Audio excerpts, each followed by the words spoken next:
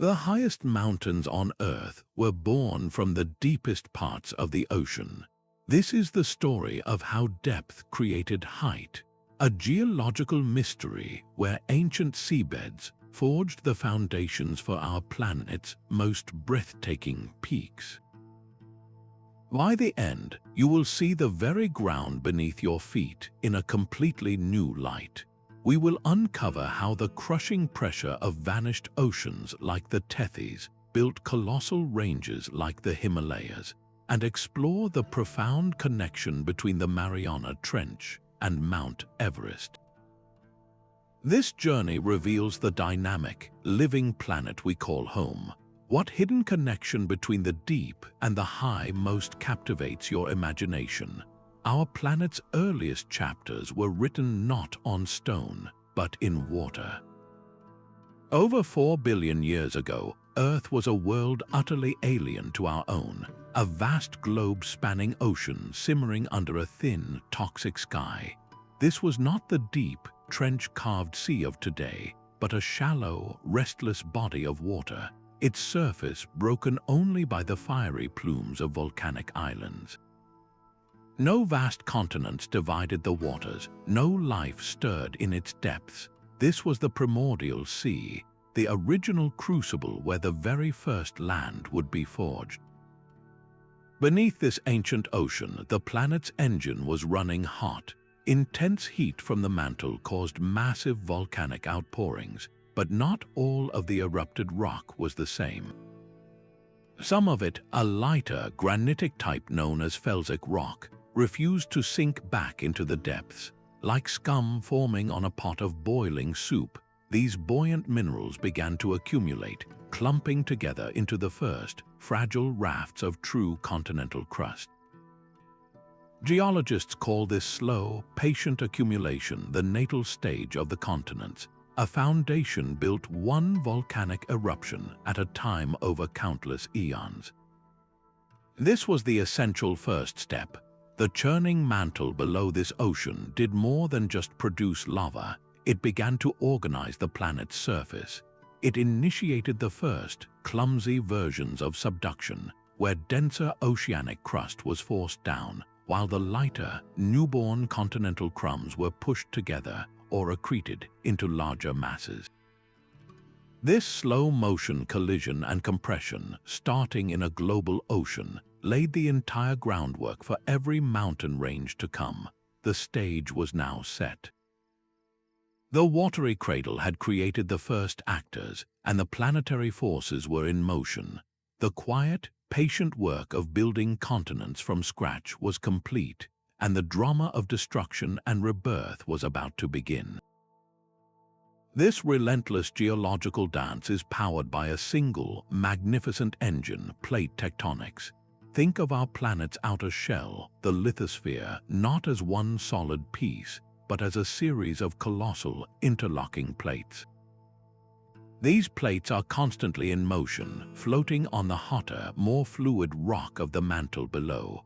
This global system acts like a series of slow-motion conveyor belts, each 1,000s of miles across. At certain points on the globe, these conveyor belts are being manufactured. Deep beneath the ocean, at mid-ocean ridges, molten rock from the mantle wells up, cools, and solidifies into new oceanic crust. This new crust pushes the existing seafloor outward, away from the ridge. The entire ocean floor is on the move, born at these volcanic seams and destined for a dramatic end. For the other crucial part of this cycle happens where these oceanic plates meet the continents. Oceanic crust made of dense, heavy rock like basalt eventually meets the much lighter, buoyant rock of a continent. It cannot push its way over this continental barrier. Instead, it does the only thing it can: it turns downward. The dense oceanic plate begins to sink back into the mantle in a process we call subduction. This is the moment where depth begins to create height. As the oceanic plate bends and plunges into the earth, it does not go quietly. It drags with it everything on its back, millions of years worth of accumulated seafloor sediments, layers of volcanic ash, and even chunks of coral reefs. The friction between the descending plate and the overriding continent is immense, generating colossal amounts of heat. This heat is so intense that it begins to melt the rock, not just of the sinking plate, but of the surrounding mantle. This newly formed magma, now less dense than the solid rock around it, begins a slow, inevitable ascent. It rises through the crust like a blister, eventually reaching the surface to form a line of violent and beautiful volcanoes strung out along the edge of the continent. This volcanic arc is the direct offspring of the sinking ocean, the very first fiery manifestation of a future mountain range. It was only in the 1960s that this grand unifying theory of plate tectonics was solidified, finally giving us the framework to understand how the horizontal drift of continents could be transformed into the vertical thrust of mountains. This engine, with its cycles of creation and destruction, sets the entire stage. But how does this process of subduction, this descent into the depths, physically construct the towering peaks we walk upon today? This descent of an ocean floor is a force of almost unimaginable power. Think of the Nazca Plate, a colossal slab of the Pacific seafloor, diving relentlessly beneath the western edge of South America. For over 200 million years, this has been happening, a slow-motion dive into the planet's mantle. But this is not a clean disappearance. As the Nazca Plate grinds downward, it acts like a colossal bulldozer blade, violently compressing the entire leading edge of the South American continent. The land has no place to go but up. This is the raw, compressive force that has thrust the entire Andes mountain range skyward, creating a spine of peaks that runs the entire length of the continent. Subduction is the fundamental engine, the primary mechanism where the depth of a descending plate directly forges height on the land above. Yet, the most dramatic acts in this geological play occur when the ocean floor completely vanishes.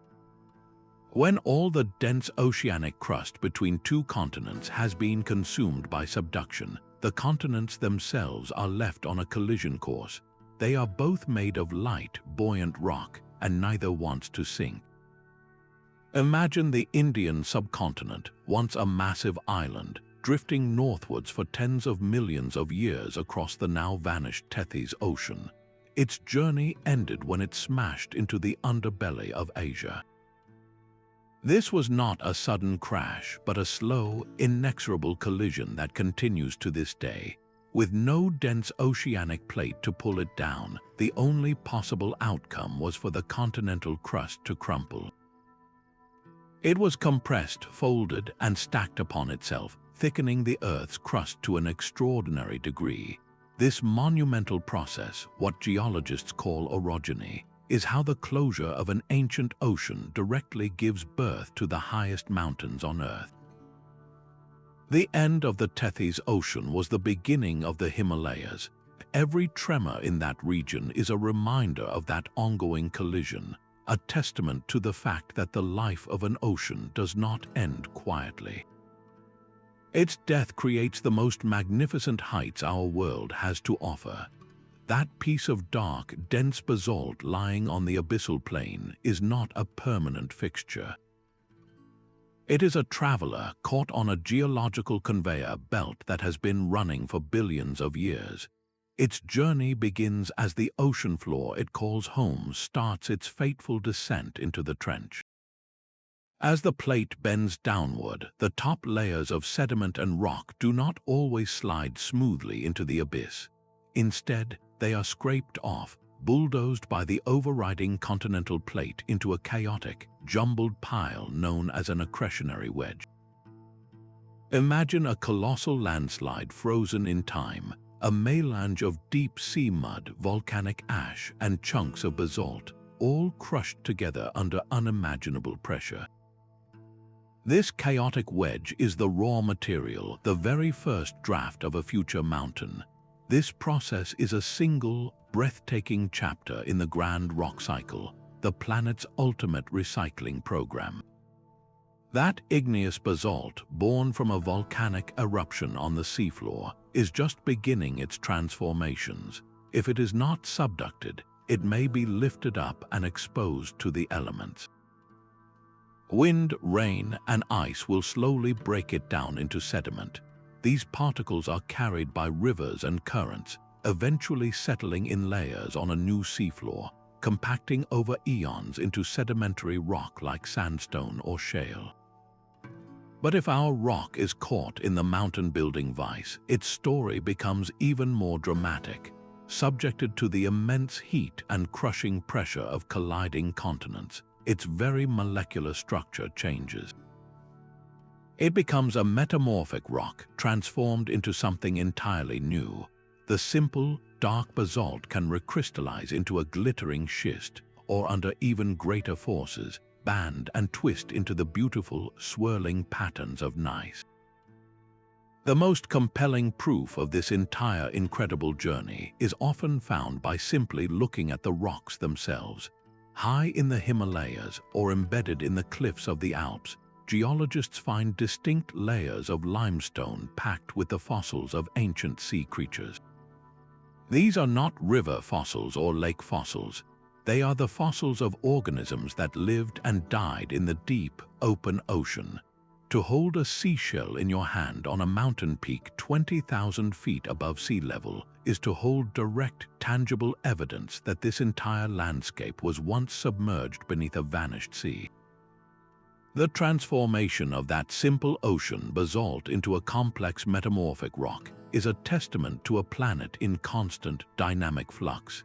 It is this profound recycling process, this alchemy of heat and pressure, that physically enables the depths of an ancient ocean to be reborn as the soaring height of a mountain range.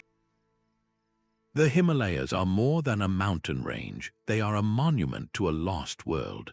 This colossal wall of rock was born from the complete destruction of the Tethys Ocean, a vast body of water that once separated the Indian subcontinent from the Asian mainland.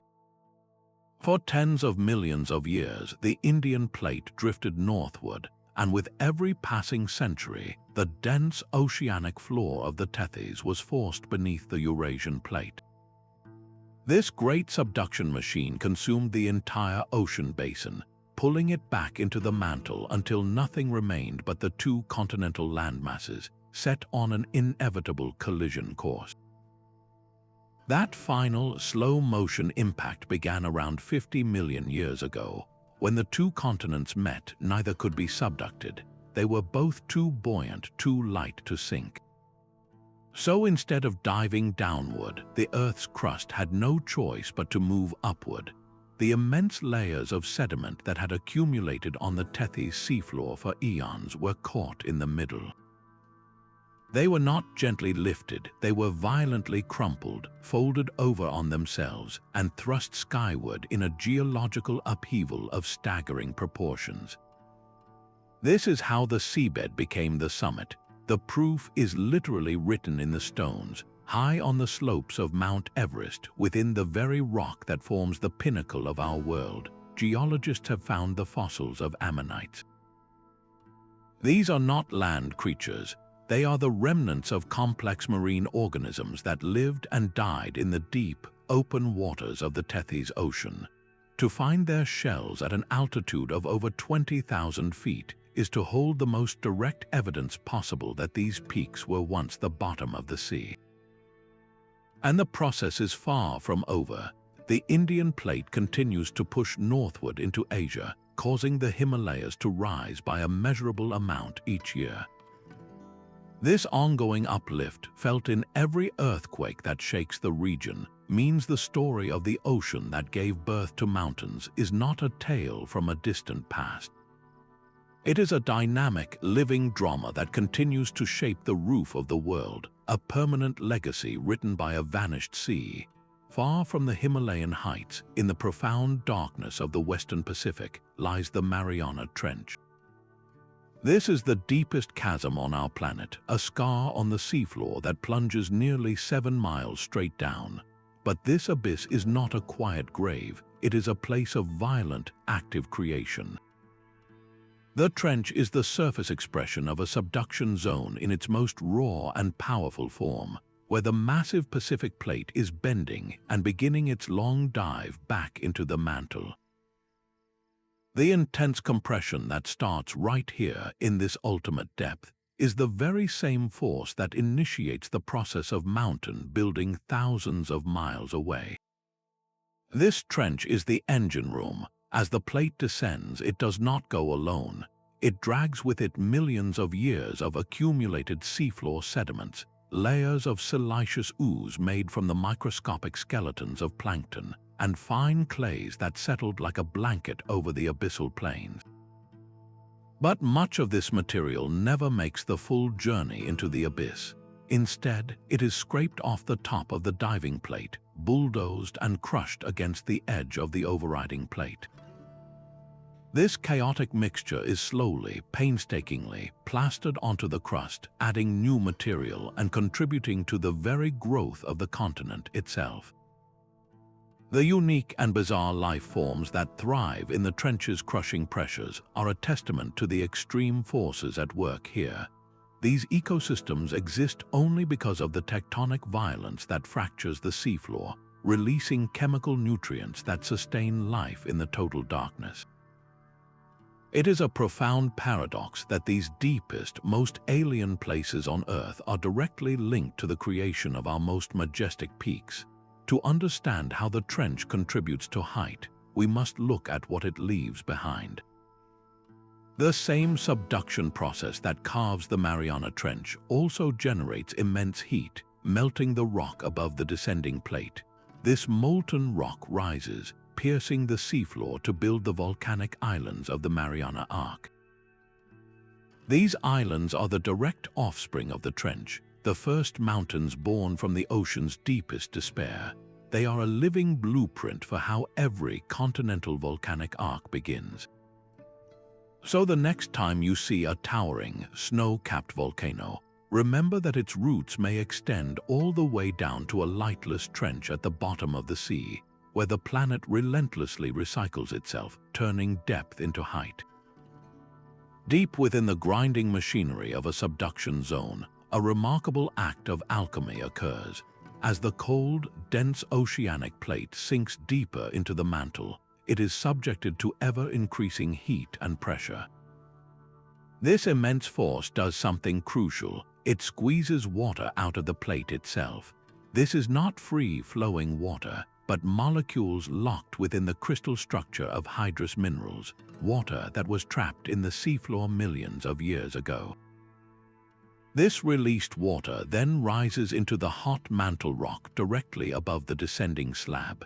Here is the magic. The presence of this water dramatically lowers the melting point of that surrounding rock. It acts like a flux, causing solid mantle to melt and become buoyant magma. This newly born magma, now lighter than the surrounding material, begins an unstoppable ascent. It migrates upward through cracks and weaknesses in the overlying crust, seeking a path to the surface. Some of this molten rock never makes it all the way. It cools and solidifies in large underground chambers, slowly crystallizing over millennia into coarse-grained plutonic rocks like granite. These hidden, subterranean formations are the deep, unexposed roots of future mountains. But much of the magma does find its way to the surface, erupting with tremendous force to create a nearly continuous line of volcanoes. This string of fiery peaks running parallel to the oceanic trench is known as a volcanic arc. The entire Cascade Range in North America, with iconic peaks like Mount Rainier and Mount St. Helens, is a spectacular example. So, too, is the Japanese archipelago, a nation of islands born directly from the subduction of the Pacific Plate beneath the Eurasian Plate.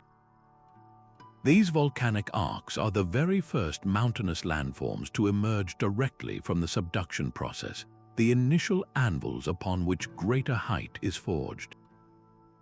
They are quite literally built from the melted remnants of the oceanic plate and the mantle it passed through. The rocks they produce tell a distinct story. Unlike the fluid, dark basalt that erupts at mid-ocean ridges, arc volcanoes tend to produce magma that is richer in silica. Think of silica as the mineral equivalent of a thickening agent.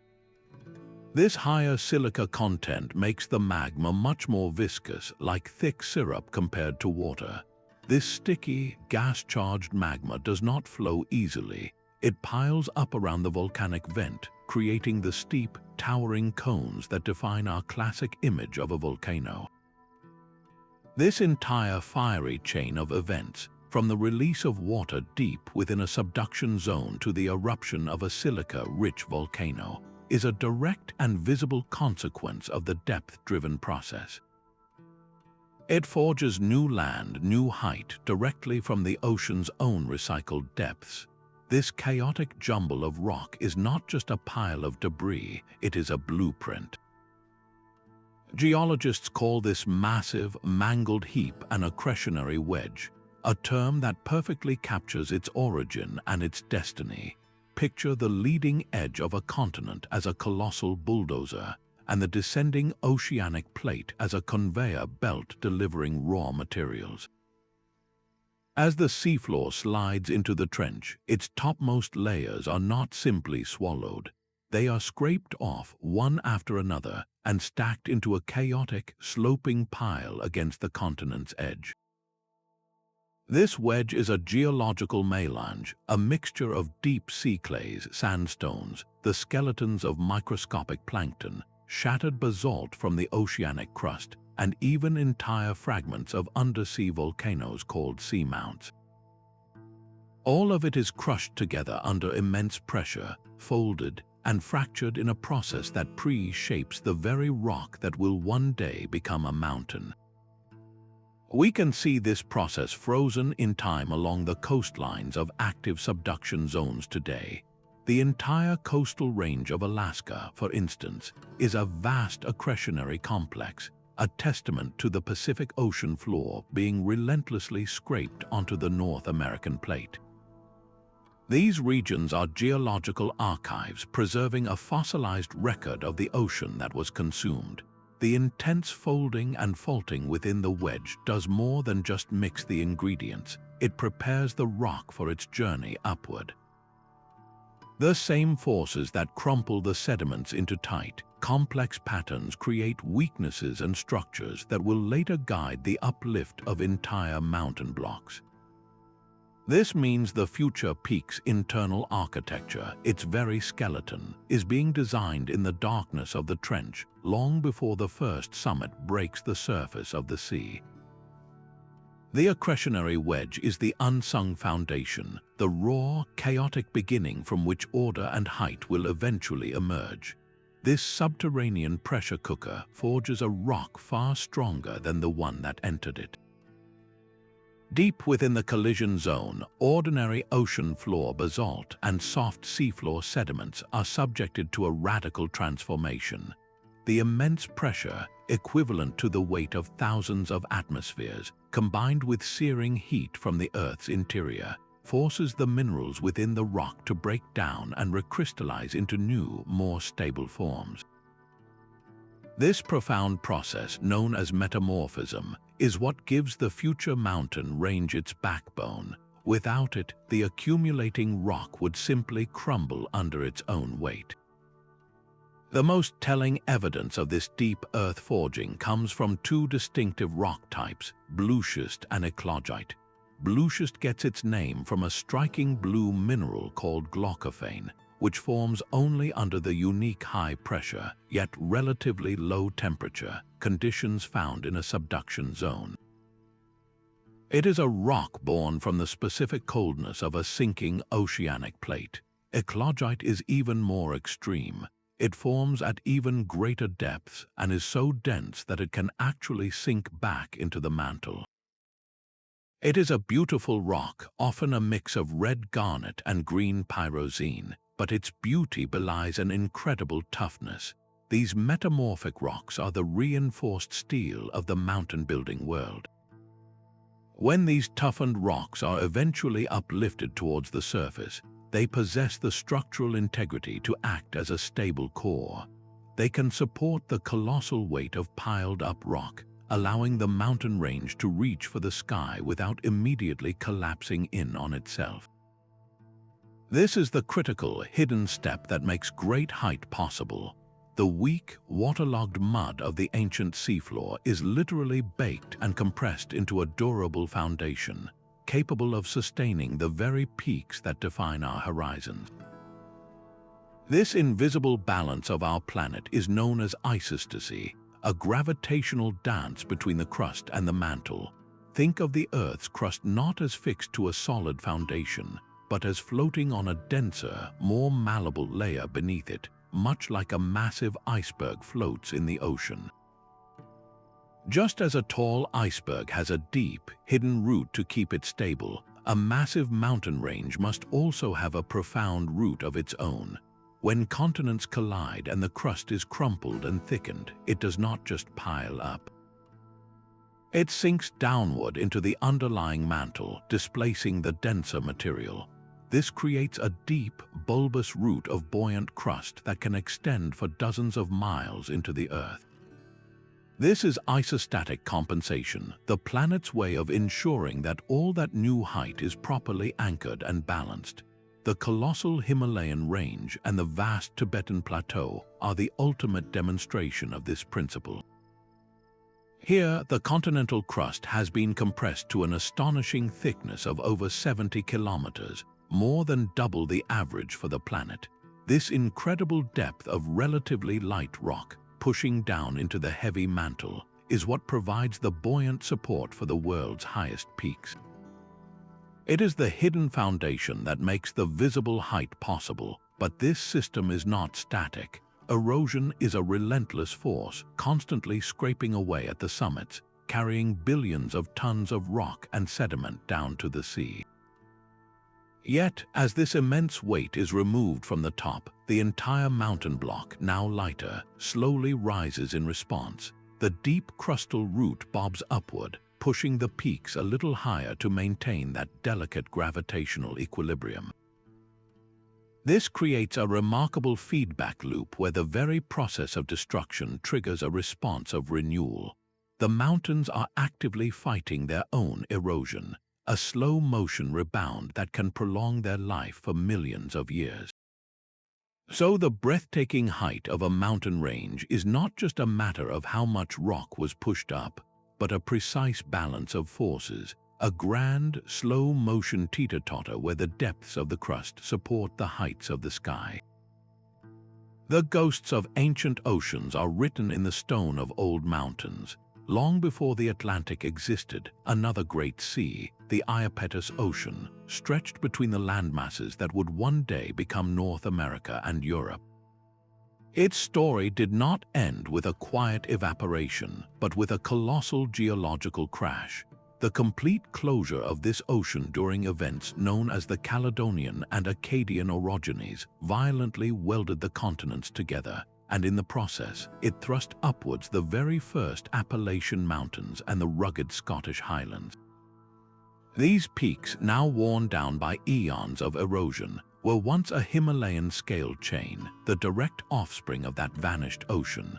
Across Europe, the story repeated itself with the later demise of the Rake Ocean, whose closure forged the bones of the Variscan mountain belt. So how can we possibly know the details of seas that disappeared hundreds of millions of years ago? The evidence is locked within the mountains themselves. Geologists act as detectives, examining the distinct fossil assemblages found in the rock. On one side of the Atlantic, in the Appalachians, they find fossils of ancient trilobites and brachiopods that are identical to those found on the opposite side, in the Scottish Highlands. These creatures could never have crossed a deep ocean. Their presence on both sides proves these now separated lands were once connected, with the Iapetus Ocean sandwiched between them.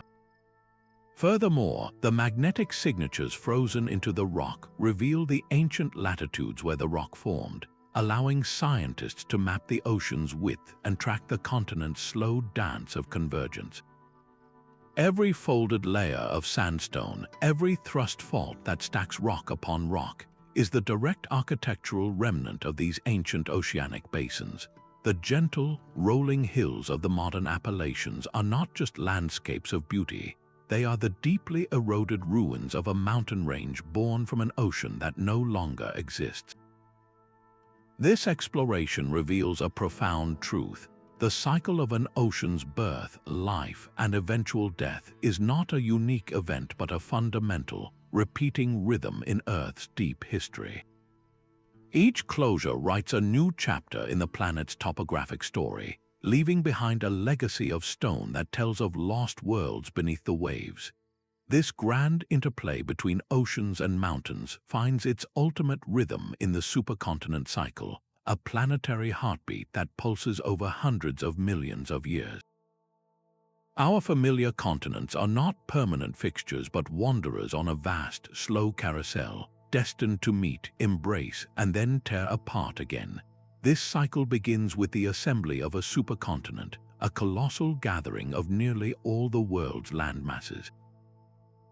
The most recent of these was Pangaea, a single, immense continent that existed around 300 million years ago. But the formation of such a giant is not a peaceful union. It is the final, thunderous act of multiple oceans closing at once. As continents converge from all directions to merge into one, the oceans between them are consumed by subduction. This synchronized continental collision triggers a worldwide mountain-building spree, a geological event so vast it is called a super-orogeny. The birth of Pangaea, for instance, threw up a continuous Himalayan-scale mountain chain that ran from what is now the American Appalachians through the Scottish Highlands and deep into Central Europe. These peaks were the direct product of every vanished ocean that once kept the continents apart. The supercontinent, however, carries the seeds of its own destruction. The massive landmass acts like a thick blanket, trapping the Earth's internal heat beneath it. This heat eventually builds up, forcing the crust to dome upward and crack. Giant fissures rip across the supercontinent, and as they widen, new ocean basins are born from the upwelling lava. The Atlantic Ocean is just such a newborn, a basin that opened as Pangaea fractured, pulling North America away from Europe and Africa. This rifting process thins the crust and creates new depth, a fresh oceanic canvas. Yet this new ocean, too, has a destiny. The same forces of plate tectonics that created it will one day begin to close it. The Atlantic floor will eventually grow old, cold, and dense, and will start to subduct, initiating the slow-motion collision that will assemble the next supercontinent. The mountains we walk among today are merely a temporary arrangement, a single snapshot in this epic, repeating film. The legacy of the ancient Tethys Ocean lives on in the Himalayas, just as the closing of our current Atlantic will, one day, build mountains of staggering height for a future world to behold. The very peaks that tectonic forces thrust skyward are immediately placed under a death sentence. Erosion is the patient sculptor of height, a relentless force that works in perfect opposition to the planet's upward ambitions. Water, ice, and wind do not simply wear mountains down, they carve them into the dramatic forms we recognize and revere. The sharp, pyramid-like peak of the Matterhorn, the jagged, knife-edge ridges of the Alps, and the deep, U-shaped valleys of the Himalayas are not the work of uplift alone. They are the masterpieces of glacial erosion, where rivers of ice have quarried and scraped the landscape over millennia. This ceaseless carving reveals a profound irony. The very rocks that form these mountains were often originally deposited as soft sediments on ancient ocean floors. Erosion is now returning them to the sea, grain by grain, completing a planetary cycle that has been running for billions of years. Every speck of silt carried by a river, every particle of dust swept away by the wind, is a piece of a future mountain, traveling to a new seabed where it will one day be compressed into stone and lifted anew. This process of destruction is so powerful that it can actually influence the forces of creation. When erosion rapidly strips billions of tons of rock from a mountain summit, it lightens the load on the crust. In response, the Earth's buoyant crust, now unburdened, can rise a little faster in a process known as isostatic rebound. This creates a remarkable feedback loop where the sculpting hand of erosion can, paradoxically, help to push the mountain it is carving even higher. Erosion is not a villain in this story. It is an essential partner in the dance, a creative destroyer that carves the beautiful faces of our mountains while simultaneously fueling the very cycles that will build their successors. Every mountain holds a chemical memory of its oceanic birth. The very elements within the rock, the precise ratios of atoms like strontium and neodymium, act as a permanent fingerprint, a geochemical signature that reveals a stone's origin story with startling clarity. By analyzing these isotopic ratios, geologists can do more than just identify a rock.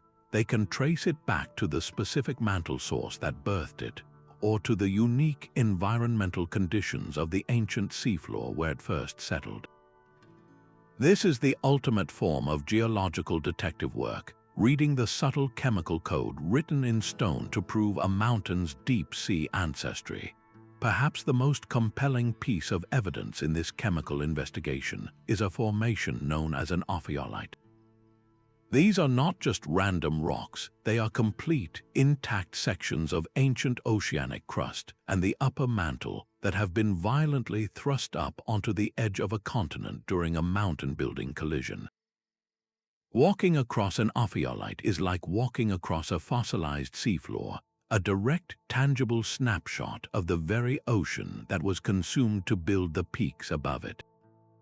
You can see the layered sequence from the pillow basalts that erupted onto the deep seafloor, down through the sheeted dikes that fed them, and into the gabbroic chambers that crystallized deep below. In places like Cyprus or the coast of Oman, these ophiolites are open-air museums, displaying the entire architectural blueprint of a vanished ocean. Further proof comes from the presence of specific telltale minerals. The blue mineral glaucophane found in the rock known as blue schist is a definitive marker. This unique mineral forms only under the high pressure, yet relatively low temperature, conditions found exclusively in a subduction zone. Finding blue schist in a mountain range is like finding a luggage tag from a deep oceanic trench, irrefutable evidence that this rock made the harrowing journey down into the depths and back up again. Even the granitic cores of the world's greatest ranges tell a hydrated tale. Geochemical studies have confirmed that the magmas which cooled to form these massive granite batholiths were not purely from the mantle. They are often derived from the melting of pre-existing continental crust that had been soaked with water and metamorphosed during earlier oceanic subduction events. The water that helped melt the rock to create the granite was itself a relic of the ocean, completing a profound geochemical cycle. This entire body of chemical evidence, from isotopic fingerprints to diagnostic minerals, provides the final, irrefutable link in our story. It proves beyond any doubt that the stones of the highest mountains are the direct descendants of the deepest oceans, a bond written not just in their shape, but in their very elemental soul. These mountains do more than simply reach for the sky, they actively reshape the world's weather. When a colossal range like the Himalayas thrusts upward, it becomes a massive, immovable obstacle in the path of atmospheric winds. It forces moisture-laden air to rise, cool, and dump its water on one side of the range, creating lush, tropical rainforests. But on the other side, a rain shadow falls, a dry zone where the air, now stripped of its moisture, descends and warms, creating vast deserts. The Tibetan Plateau itself acts as a high-altitude heat engine, disrupting global air circulation patterns and even influencing the intensity of the Asian monsoon seasons thousands of miles away. The very existence of these peaks, born from an ocean's death, directly dictates which regions flourish with life and which are left barren. Yet the relationship is not one way. The climate itself can sculpt the pace of mountain building. On the windward side of a range like the southern Andes, relentless, heavy precipitation carves deep valleys and scrapes away rock at a staggering rate. This erosion does not just wear the mountains down. As billions of tons of rock are washed away to the sea, the immense weight on the continental crust is lightened. In response, the entire mountain block, buoyed by its deep root, rises upward in a process of isostatic rebound. The mountains are essentially punching upwards as their tops are being shaved off, a dramatic feedback loop where the destructive power of weather can paradoxically enhance the very height it seeks to destroy. This interplay extends its influence across the entire planet through a slow, chemical thermostat. The fresh rock exposed by mountain building is highly reactive. When silicate minerals are exposed to rainwater and the carbon dioxide dissolved within it, they chemically weather, breaking down into new minerals. In this process, carbon dioxide is pulled out of the atmosphere and locked away in carbonate rocks that eventually wash into the ocean. This drawdown of a key greenhouse gas can, over millions of years, contribute to a cooling of the global climate. The rise of the Himalayas is thought to have played a significant role in the global cooling that led to the recent ice ages, a testament to how the solid Earth can directly regulate the fluid envelope of our atmosphere. This reveals a planet in constant conversation with itself, where the slow grind of tectonics and the dynamic flows of climate are inseparable partners. The legacy of a vanished ocean is not just stone and height, but a direct and enduring hand on the global thermostat. The drama of mountain building is not trapped in the distant past, it is unfolding right now in real time. The island of Taiwan is a living laboratory, a place where you can almost feel the planet reshaping itself. Here, the Philippine sea plate is colliding with the Eurasian plate, and the result is the rapid, relentless uplift of the central mountain range. This is one of the fastest rising mountain belts on Earth, a place where the very ground is actively being thrust skyward. The evidence is everywhere in the sheer, unstable cliffs, the frequent landslides, and the rivers that cut deep, V-shaped gorges as they struggle to keep pace with the rising land. This is not a slow, geological crawl. It is a visible, measurable process of creation. Far to the east, the entire spine of the Andes continues its ascent as the Nazca Plate grinds relentlessly beneath the South American continent. The proof is in the constant volcanic eruptions that dot the range and the powerful earthquakes that regularly shake the region. Each tremor is a reminder of the immense forces at work far below our feet, a snapshot of the tectonic engine that fuels this continental-scale construction project. We are no longer limited to reading the rock record to understand these events. Modern technology gives us a front-row seat. Using a network of GPS stations and satellite-based radar, scientists can now measure the Earth's movements with astonishing precision. They can track the crust as it shortens by millimeters each year, and watch as entire mountain blocks are uplifted. This real-time data provides an irrefutable live feed of orogeny in action, confirming that the ancient processes we infer from folded stone in the Himalayas are the very same forces vigorously at work today. Observing these modern analogs does more than just confirm old theories, it refines them. By studying the intricate details of how the Taiwanese mountains rise or how the Andes deform, geologists can build more accurate models of how ancient giants like the Appalachians were forged. The planet's most fundamental creative process is not a relic, it is a living, breathing performance, and we now have the tools to watch every act. These peaks are more than stone and ice. They are pillars of human civilization, For thousands of years, communities have not merely survived in the shadow of giants, they have flourished, their cultures and histories sculpted by the very mountains that surround them. In the high Andes, the Inca engineered breathtaking terraces into sheer slopes, turning verticality into arable land. In the Himalayas, the Sherpa people developed a unique physiology and culture, perfectly adapted to the thin air and rugged terrain of the highest places on Earth. These landscapes were not just homes, they were sanctuaries. Mountains served as natural fortresses, protecting kingdoms from invasion. They were revered as sacred sites, the abodes of gods, drawing pilgrims for millennia. Their glaciers and snowfields became the source of all life, feeding the great river systems that nurtured the world's earliest agricultural societies. The connection is even more profound than it appears. The very soil that sustains farming in these high valleys is a direct gift from a vanished ocean.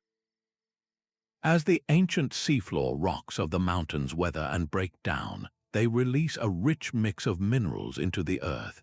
This fertile ground, which grows the crops that feed millions, is quite literally made from the recycled remnants of an oceanic past. Our sustenance is tied to that primordial depth, yet this relationship is a delicate balance of peril and providence. The same tectonic forces that built these landscapes continue to shape human destiny. Earthquakes rattle foundations, and landslides can bury entire villages in moments, stark reminders of the planet's active, restless nature. But these processes of uplift and erosion also bring continual renewal. The same rivers that carve dangerous gorges also carry nutrient-rich sediments downstream, depositing them on floodplains and constantly rejuvenating the land's fertility. This dynamic creates a cycle where destruction paves the way for new life. Our enduring bond with these mountains is a powerful testament to their geologic legacy. We live upon the shoulders of ancient oceans, drawing life from their stones and navigating the hazards of their ongoing rebirth. It is a relationship built on a foundation as deep as time itself.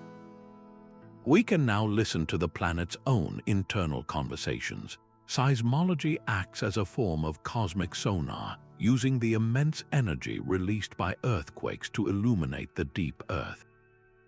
When the ground shakes, it sends waves of energy pulsing through the planet.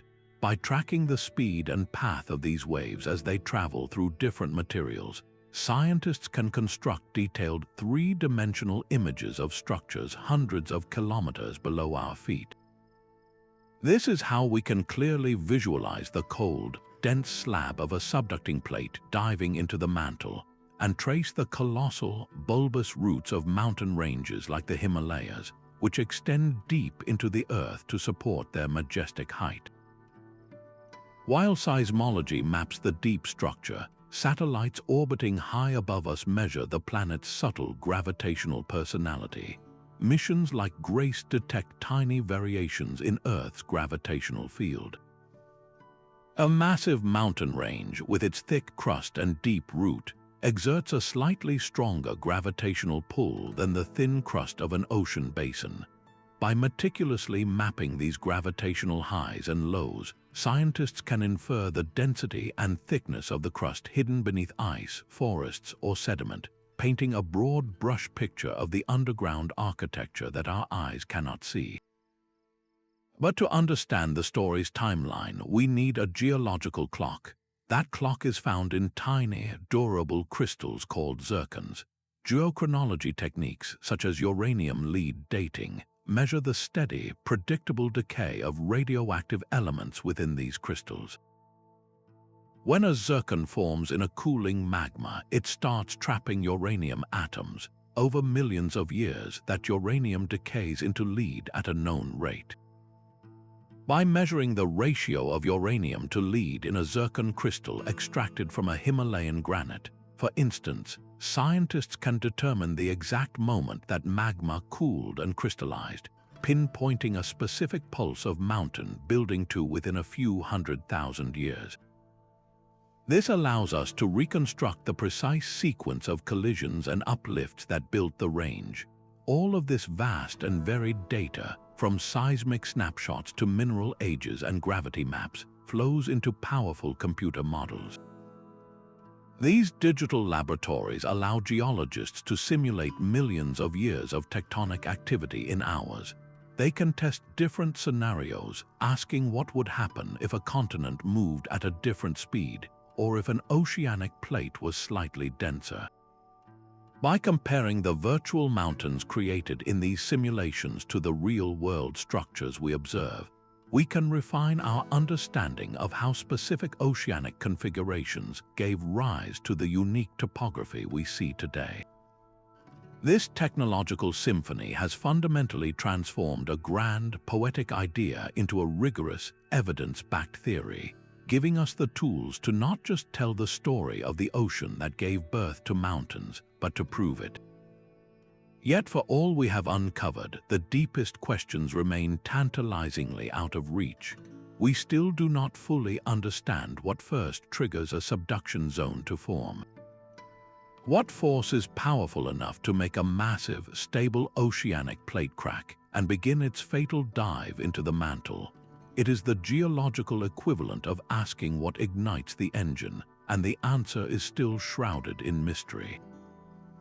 Some scientists propose that a massive plume of hot mantle rock might weaken the plate from below, while others suggest the sheer weight of a cooling, dense slab might eventually cause it to founder and sink on its own. This fundamental uncertainty about how the cycle even begins underscores how much we have yet to learn about our own planet's inner workings. The debate then continues over what keeps the plates in motion. Is it the relentless pull of the cold, dense slab as it sinks into the hot mantle, a force known as slab pull? Or is it the gentle, persistent push from the high elevations of mid-ocean ridges, known as ridge push? This is not just an academic argument. The answer determines where the greatest energy for mountain building comes from, and why some collisions create the Himalayas while others produce more modest ranges. Another profound puzzle lies in the continents themselves.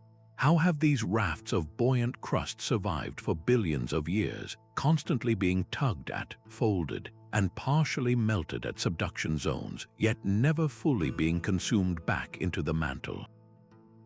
Their preservation suggests a delicate balance of destruction and renewal that we are only beginning to comprehend. Looking even further back in time, the maps of our planet grow faint.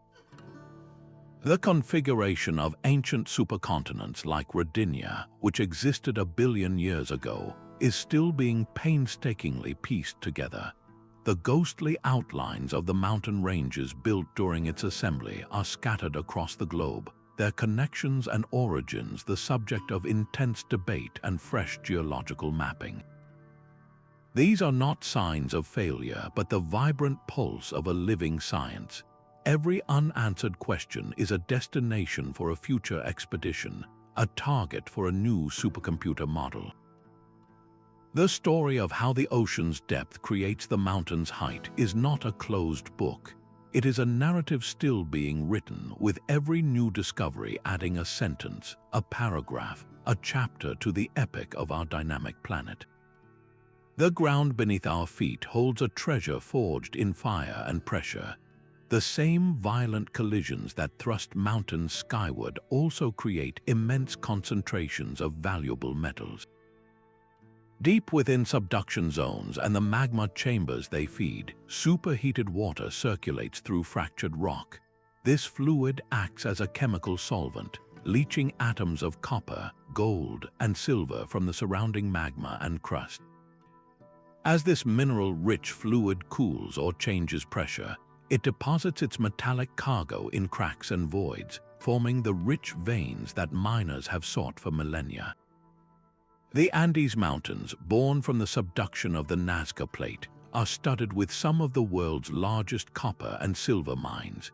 These are not random deposits. They are the direct chemical legacy of an ocean floor diving into the planet's mantle.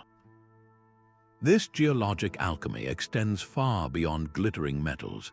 The same folding and faulting that crumples continents also creates perfect traps for ancient life. As rock layers are bent and fractured, impermeable shales can fold over porous sandstones, forming giant natural containers. Over millions of years, the organic remains of marine plankton and algae, buried in the sediments of the vanished ocean, are cooked by the Earth's heat into oil and natural gas. These fossil fuels migrate upward, pooling in the vast subterranean pockets created by the mountain-building process. The prolific oil fields in the foothills of the Zagros Mountains in Iran and Iraq are a prime example, where the closure of the ancient Tethys Ocean provided both the organic source material and the geologic structures to store it. The energy that powers our civilizations often flows from reservoirs shaped by continental collisions. But the legacy of this tectonic violence is not only in the fuels of the past, it is also in the clean energy of the future. The immense heat generated by subduction and the friction of colliding plates does not simply vanish. It remains stored in the deep, fractured rock of mountain ranges and volcanic arcs.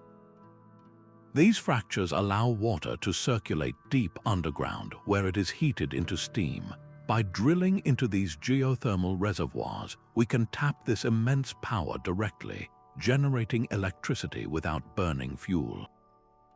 Entire nations like Iceland and regions like California's geysers field harness this subterranean furnace, a power source born directly from the planet's relentless tectonic activity.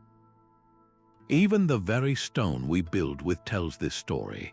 The beautiful white marble of Carrara, cherished by sculptors for centuries, began as ordinary limestone on an ancient seafloor. The intense heat and pressure of the alpine mountain building event transformed that simple limestone into the crystalline, gleaming rock we know today. Similarly, the slate that roofs our homes started as deep-sea mud, compressed and folded into perfect, cleavable sheets.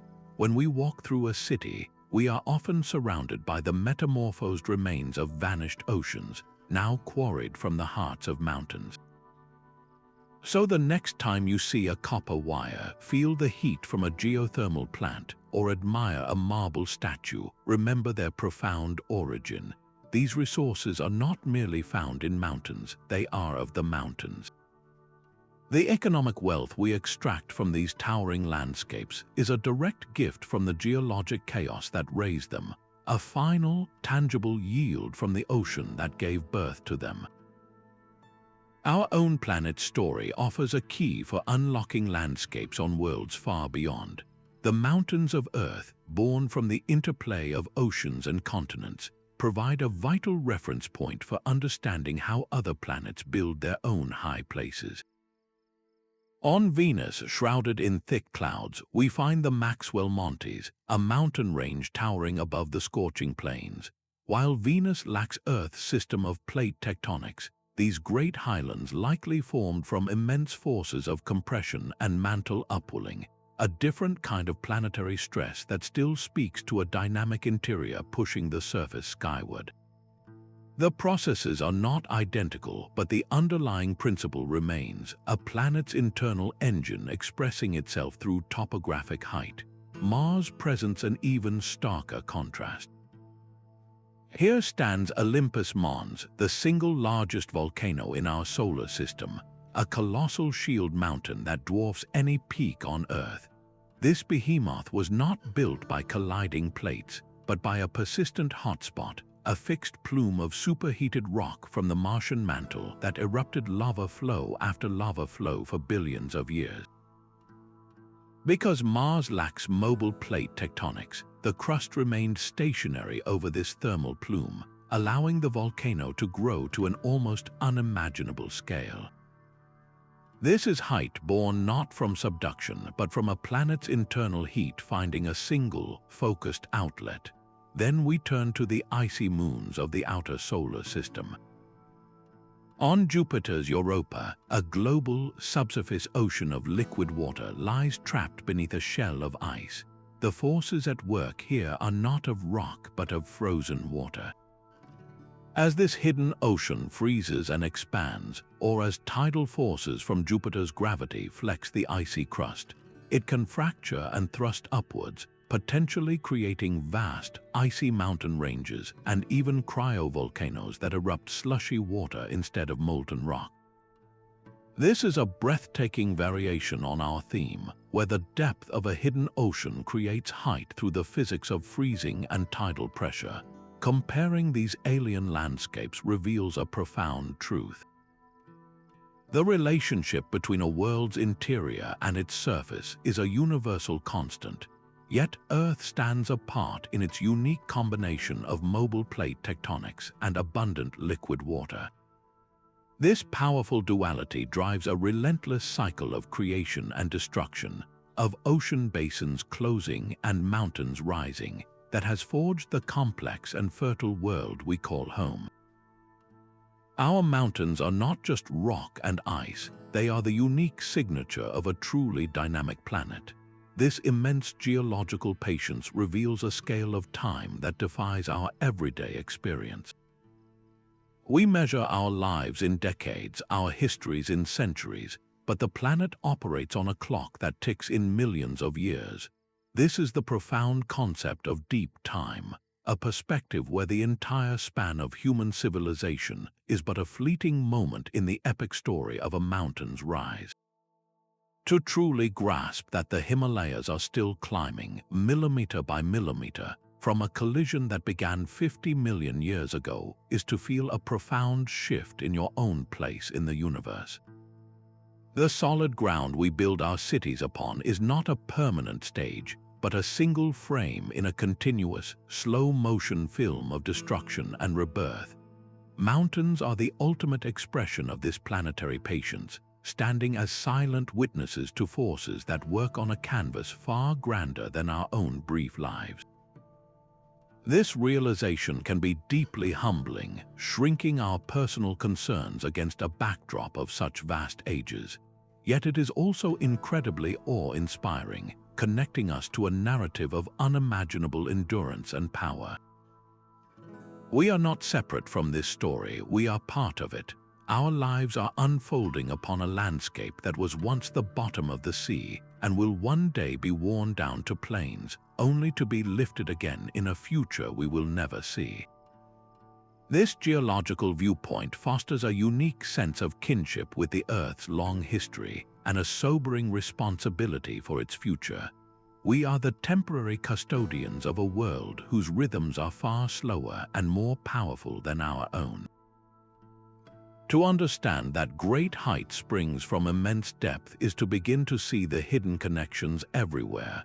It invites us to look at a peak and perceive not just rock and ice, but the ghost of an ocean, the memory of a collision, and the promise of cycles yet to come. This enriched vision transforms the world from a static collection of objects into a dynamic, living process, deepening our appreciation for the extraordinary planet we are privileged to call home. Every piece of this story connects into a single, breathtaking truth. The primordial global ocean, the relentless engine of plate tectonics, the violent descent of subduction, and the slow alchemy of metamorphism are not separate events.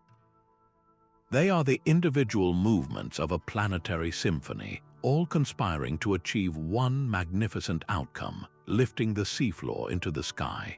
This grand narrative is not locked away in textbooks, but is physically written in the stones beneath our feet. We see it in the ammonite fossils nestled near the summit of Everest, in the unique geochemical fingerprint of a granite that reveals its watery origin, and in the real-time, measurable uplift of Taiwan's central mountain range.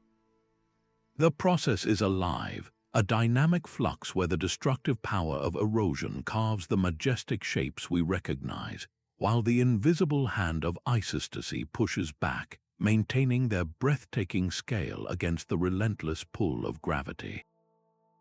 This synthesis reveals that the deepest oceans and the highest mountains are not opposites, but two expressions of the same fundamental force. They are the inhale and exhale of a living planet, forever linked in an endless, beautiful cycle of creation and transformation. This journey from the abyssal plains to the soaring peaks is one of our planet's most epic narratives. It reveals a world in constant, majestic conversation with itself, where the slow, grinding descent of an ocean floor is the very act that builds a mountain range. We have traced this incredible path from the primordial sea that forged the first continents to the violent collisions that crumpled seabeds into summits. The relentless engine of plate tectonics uses the depth of subducting plates as its raw power, forging continental height through immense pressure, transformative heat, and slow, persistent uplift. This is not a rare event, but a fundamental rhythm of our world, a cycle repeated over billions of years that has sculpted the very face of the Earth. These processes have given us more than just breathtaking vistas. They have created the fertile soils that feed civilizations and concentrated the vital resources that power our societies. The copper in our wires, the marble in our monuments, and the very ground we build upon are all gifts from this geologic drama. So the next time you find yourself gazing at a majestic mountain range, pause for a moment. Look beyond the rock and ice and see the ghost of a vanished ocean. See the memory of a colossal collision and the enduring power of a dynamic planet. This knowledge does not diminish the view, it deepens the wonder, connecting us to a story of unimaginable scale and beauty. We would love to hear which part of this profound story resonated most with you. Was it the ancient fossils on the summit, the hidden roots of the crust, or the relentless cycle of creation itself? Share your thoughts in the comments below.